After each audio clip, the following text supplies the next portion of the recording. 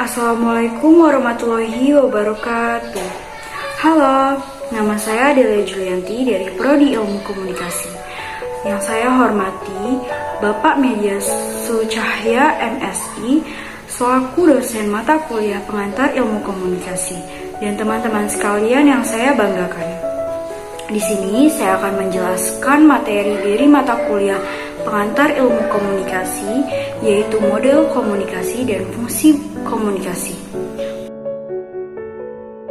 Model komunikasi yang akan saya bahas ada model Berlo dan model Lasswell. Lalu, untuk fungsi komunikasi, saya akan membahas fungsi ekspresif. Yuk disimak!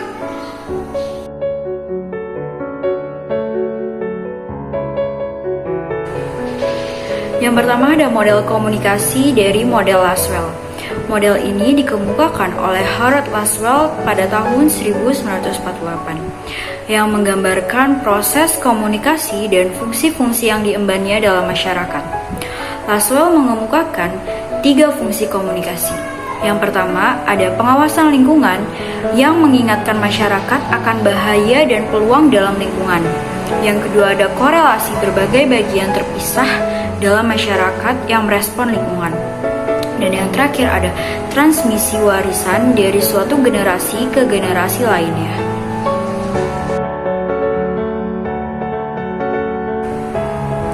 Dalam model Lasswell ada yang namanya ungkapan verbal dalam model Lasswell.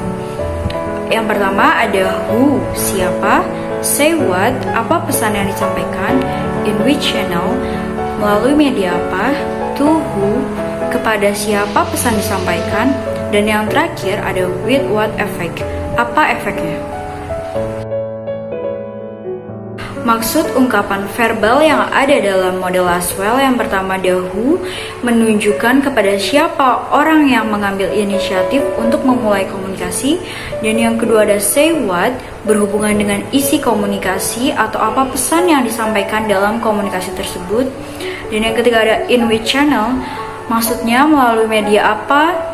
Dimasukkan media adalah alat komunikasi seperti berbicara, gerakan, dan lain-lain.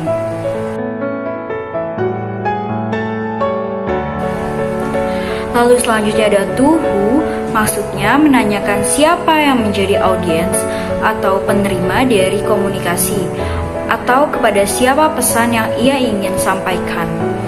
With what effect?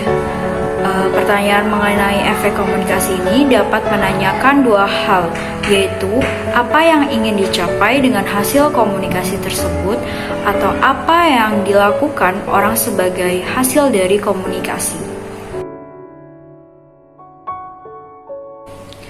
Selanjutnya ada contoh dari model Lasswell. Han berbicara mengenai masalah COVID-19 yang tidak kunjung selesai sehingga banyak memakan korban melalui radio dan televisi. Han menganjurkan seluruh masyarakat untuk tidak keluar rumah dan menjaga jarak kepada orang asing sehingga tidak banyak penyebaran COVID-19. Penjelasannya, di mana Han sebagai who atau orang yang mengkomunikasikan, lalu masalah COVID yang memakan banyak korban adalah say what atau apa yang dikatakan, in which channel atau melalui media apa, Han berbicara melalui radio dan televisi. To who, Han mengatakan untuk seluruh masyarakat. With what effect, Han ingin untuk masyarakat menjaga jarak satu sama lain agar tidak semakin banyak penyebaran COVID-19.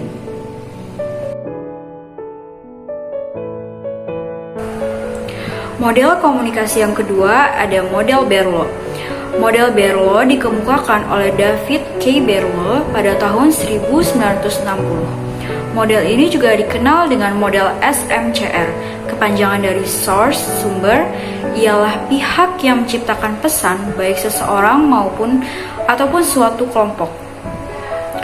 Message atau pesan, terjemahan gagasan ke dalam kode simbolik seperti bahasa atau isyarat. Channel, saluran, merupakan media yang membawa pesan. Dan yang terakhir ada receiver atau penerima, ialah orang yang menjadi sasaran komunikasi. Berlo juga menggambarkan kebutuhan penyandi atau bisa disebut encoder dan penyandi balik atau bisa juga disebut decoder dalam proses komunikasi. Encoder atau penyandi bertanggung jawab mengekspresikan maksud sumber dalam bentuk pesan, dan biasanya decoder atau penyandi balik adalah perangkat keterampilan indrawi penerima. Dalam situasi tatap muka, fungsi penyandian dilakukan lewat mekanisme vokal dan sistem otot sumber yang menghasilkan pesan verbal maupun nonverbal.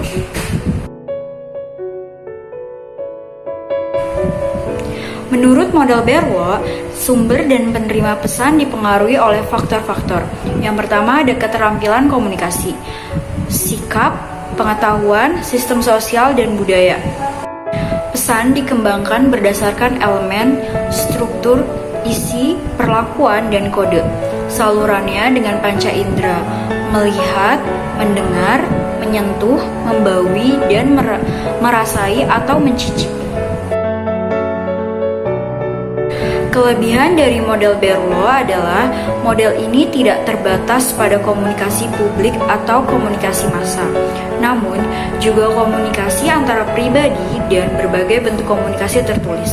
Model Berlo juga bersifat heuristik atau merangsang penelitian, karena merinci unsur-unsur yang penting dalam proses komunikasi.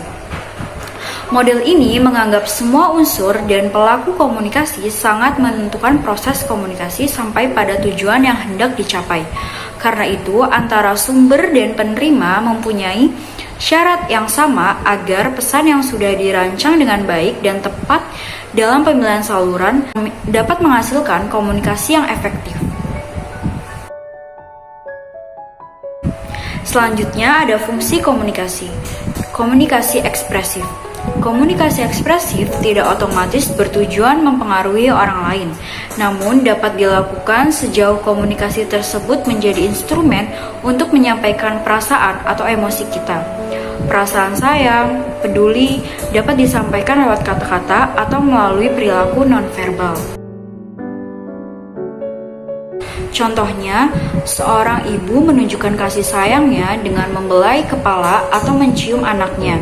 Atau saat seseorang yang pintar menggambar menunjukkan ekspresinya pada gambarannya.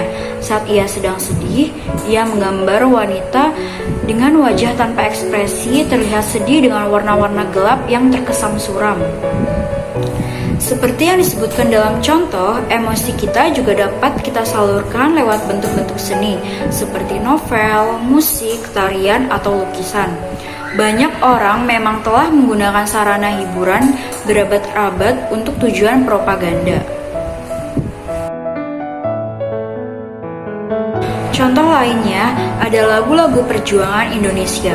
Meskipun menghibur dan estetis, tapi juga mengandung imbauan kepada rakyat untuk berjuang merebut dan mempertahankan kemerdekaan. Misalnya lagu Maju Tak Gentar atau Halo Halo Bandung.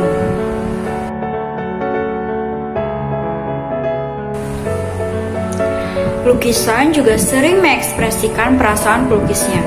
Misalnya lukisan-lukisan Raden Saleh yang memiliki warna-warna yang suram. Pengamat menafsirkan warna-warna itu menggambarkan suasana kejiwaan Raden Saleh yang prihatin dan tertekan dalam mengalami masa penjajahan dan menyaksikan kaumnya tertindas oleh para penjajah pada abad ke-19. Sama halnya dengan lukisan, tarian yang simbolik juga bisa mengekspresikan kesadaran atau perasaan penarinya. Contohnya ada tari balus, yakni tarian perang ala Nias yang dilakukan oleh sekelompok pria.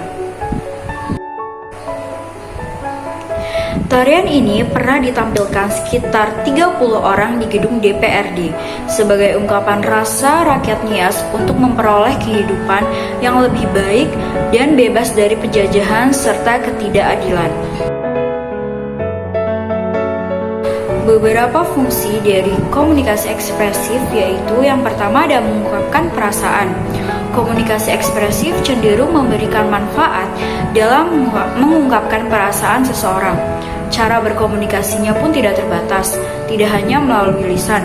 Yang kedua, mengungkapkan emosi. Melalui respon nonverbalnya, seseorang bisa secara langsung memberikan suatu ekspresi-ekspresi tertentu yang bisa ditangkap sebagai sebuah makna bagi orang lain.